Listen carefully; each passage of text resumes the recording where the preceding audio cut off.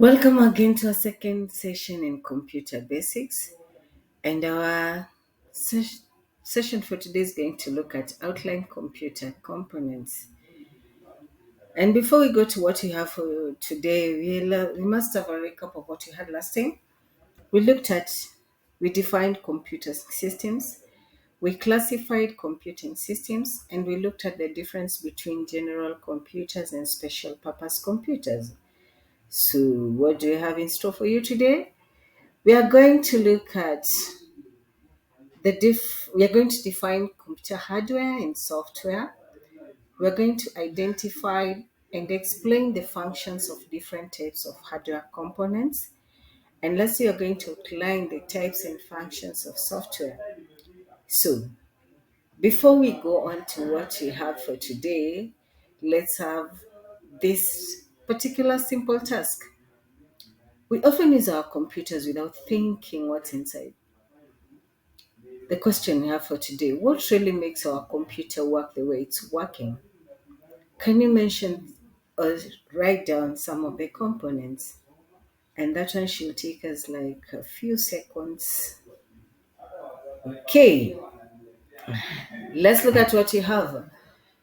Before we start looking at the devices or the components, let's define what a computer hardware is. This refers to the physical components of computer system that you can see and touch, vision and feel. That is, it's tangible. Unaweza shika, unaweza ona, and you can explore it. These components include both internal and external devices that make computers work. Computer hardware can be classified into several categories based on their functions and role within a computer system. And here are the main classifications. We have input devices, output devices, processing unit, storage devices, and we can group all the rest into other devices. So let's look at the first category, input devices. These devices allow you to input data and commands into a computer. Examples include keyboard, and I guess in your first task you wrote a keyboard. Yeah, that's obvious. We have a mouse used for pointing and navigating the computer's interface. We have the scanner that converts your hard copy document into soft copy. We have a microphone. It captures audio input, like the one I'm using to transmit this presentation to you. And you have a webcam to capture video input. Any other thing that I'm missing out, or are you using your phone to access this? You have a touch screen, and we also have a joystick. Okay, let's look at output devices. These are devices that convey information from the computer to the user. In other words, they communicate to the outside world. It's through output devices that the user sees whether what they're doing is right or according to their desire, or they're totally off guard. So we have monitor that is to display visuals from the computer. We have printers, we have speakers, we have projectors. Any other thing I'm forgetting? We have headphones, plotters, and also, yeah, the screen. Remember, it's a touch screen. You can touch to insert information, and also you can see the output. The next device is the processing devices, or the processing unit. The processing unit in a computer system is a crucial component responsible for executing instructions, number one, performing calculations, number two, and managing data processing tasks. This is the brain of the computer in simple terms. And it is a very important of any computing device. Different types of compute of CPUs. We have single core CPU. That one only contains one core capable of executing only one instruction at a time. Hizi ni zile za kitambo. Because now computers can do so many things at the same time. Playing music, You're reading, you're writing, you're typing, you're coding. And sometimes you're betting, you're switching into Facebook, you're in your Instagram, you're looking at this particular presentation. Actually, you're doing so many things at the same time. So that's a multi-core CPU. Then you have microprocessor. These is a CPU that integrates all components of a computer processing unit into a single chip. Now, this is now modern computing devices. They're very small and more efficient. And one thing, before I forget, when you look at the CPU, we always look at how many instructions can they perform in a second. And that's where we get the definition of gigahertz, the number of instructions that can be performed in a given unit of time. And we talk of time, we look at microseconds and seconds. So the higher the number of instructions that can be performed in a second or microsecond, the much more money you're going to part with and the much more stronger that machine of yours is going to be. Let's look at the storage devices. These are devices that store data for long-term and short-term use. They can be classified into primary and secondary storage. For primary, we have RAM and ROM.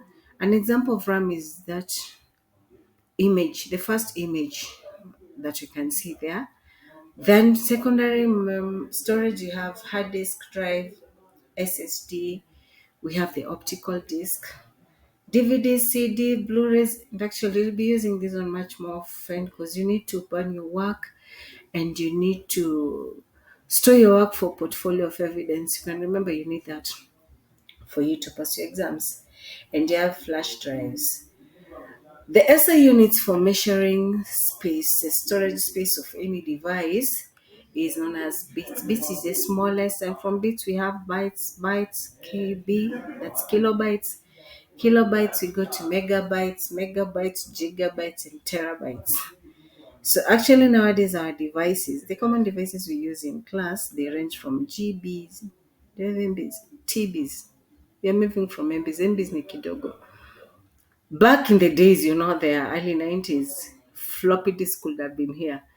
And actually, they were so small and they were very fragile. You can sit on it and you lose all your information. You can imagine. A single diskette could only store your CV, a Word document, and maybe it will be full. Too bad, but good enough. The technology is advancing and we are going to the next level of it. So the next category is, let's look at other devices in general. In this case, we have the motherboard, whereby this is the main circuit board that connects all hardware, underline all. If you want to connect your printer, your scanner, you want to connect your speaker, there'll be a point all these devices will find their way into the motherboard for them to coordinate. So you can imagine if you take your machine to the any technician and then they tell you your motherboard is faulty, hey, you can imagine it's not just a simple task. You'll need to part with quite some good money. Back in the days, they used to tell us it's not replaceable, but with technology, nothing is impossible. Then you have power supply. This is a component that converts electrical power from an outlet into usable power for the computer components. Networking devices. Actually, we're just going to brush over networking devices because these are an entire chapter alone. For the example of the devices we have is NIC, network interface card. We have router, switch, bridge, hub, router, yeah, and modem. Modem is also here. So that's all about computer hardware. Let's go into computer software, the other part that makes computer system. So, what is a computer software? Computer software refers to a set of instructions, data, or programs used to operate computers and execute specific tasks. It is the non-physical component. When you say non-physical, you can't touch, you can't feel, you can't see. But you can see. Yeah, you can see a software, but you can't touch. But it performs kazi yake. You see its task. A good example is if you want to do what? To play a game. There is a gaming software. You can't just use any other software. So before I continue giving more examples, let's look at the different categories of software. We have the system software. This is a type of software that manages the hardware and fundamental functions of a computer. It acts as an interface between the hardware and user applications. Examples, the operating system. Actually, what you have to know is no computer can work without the operating system. If you can remember the definition, it manages the hardware, the software, and provides a user interface. It's an intermediary between the user and hardware and user applications. So whichever computer system you're using, either your phone, your laptop, your desktop, your the device that you have at home that is computerized in any way, it has its own operating system. Then the other example for system software, you have the device driver. One thing about the driver is you cannot use a computer hardware without installing the drivers. Sometimes you might be wondering why your mouse is not working or your printer is not working. And the operating system will tell you, hey boss, hey lady, can you just update your virus? Oh, sorry. Can you just update your drivers? And once you've updated it, everything now goes back to normal. Then you have utility software. Examples. This example we have antivirus, backup software, and disk defragmenters. They help in performing maintenance tasks. A computer without an antivirus. An antivirus sometimes can mess you up and you lose your entire assignment and you're sent back to the drawing board. Next is application software. This is a type of software that is designed for end user to perform specific tasks. Specific task. You want to listen to music? You have a media player. You want to watch YouTube videos? You need a web browser. You need to type your CV or your assignment? You need word processors. You need to do a video conferencing? You need a communication software. You need to create a what? You need to Photoshop your photo so that utoke kama celeb fulani. You need a particular software for that. Photoshop wins. So actually, just identify the task you want to do and get the right software for that. Next, we have programming software. This is a type of software that provides tools that help developers write, test, and debug their own software programs. This is where you belong. Examples, we have compilers, IDEs, and text editors. Yeah, for now, I think the only one we've met is we've installed the Visual Studio. Yeah, that's an IDE. And we'll be able to work with other tools like Notepad++, Sublime Text, and you'll see the magic they do when you write codes that do amazing work. Okay, that's all for software, but before we wind up, I have a little challenge for you. I need you to identify the type of software in the following anagrams. An example is when you're given a jumbled phrase to find a software that's used for protecting your computer from malware. Malware is malicious software. That's a virus. So you need to figure out which word can you form out of this word. Save for unit here. That's an antivirus. Are you good to go? Let's give it a shot in the following anagrams. The next one is identify the type of software that manages the computer hardware and software. Keyword manages computer hardware and software. The anagram is writing empty. So, which word can you form out of these three words? Anything that rings a bell in your mind? Operating system. There you have it. The next one, can you figure out this anagram? The software used to write, test, and debug code. For programmers, this should be the easiest. Anagram is dry. What's the answer? IDE. Unscramble the phrase to find type of software for writing and editing documents. The one that you use for typing your assignments. The anagram is crowd processes. Word processors. That's funny. Finally, last but not least, decode this jumble phrase to find the software that allows you to explore the internet. You can't visit the internet without this one. The anagram is Broby was. So what's the answer? Yeah, simple. A web browser. Clap for you if you got it, all of them.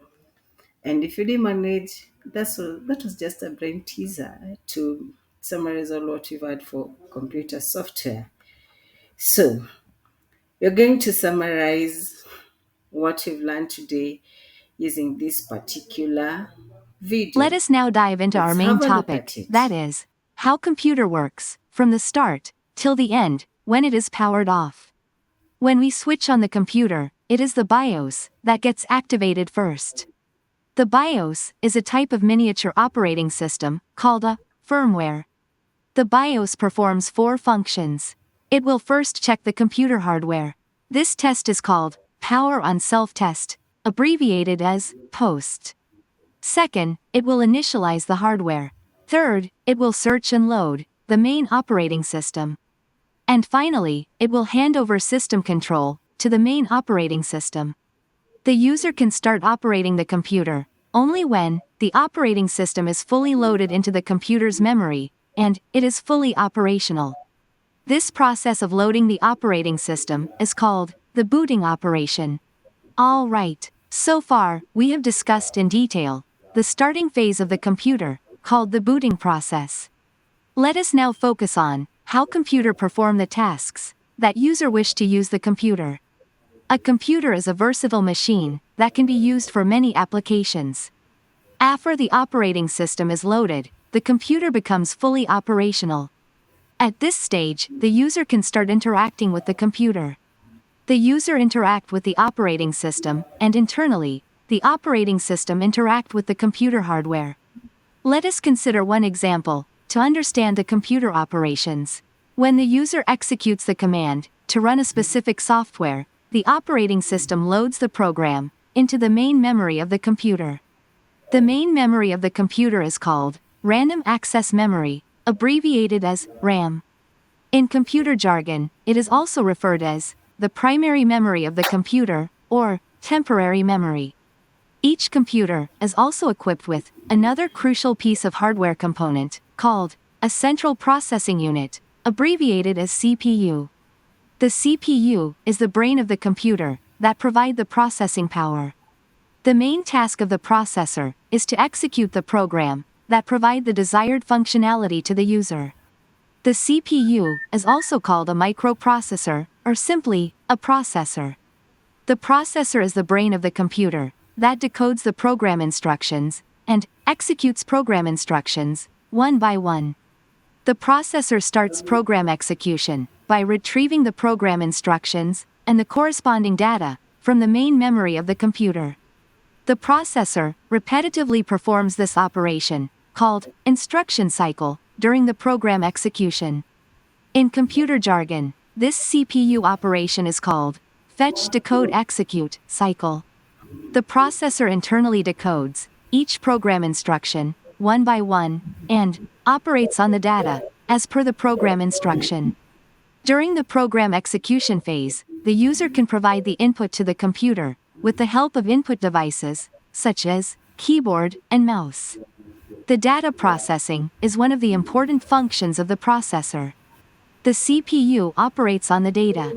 The result, or the processed data, is sent back to the main memory, RAM. The processed data is then presented to the user, with the help of output devices, such as a printer or display monitor. The processed data can also be stored into the permanent memory of the computer, called the secondary memory or a disk memory. The modern processor can work at lightning speed. The processor can easily execute multiple programs simultaneously. This function is called process management, and it is managed by the operating system.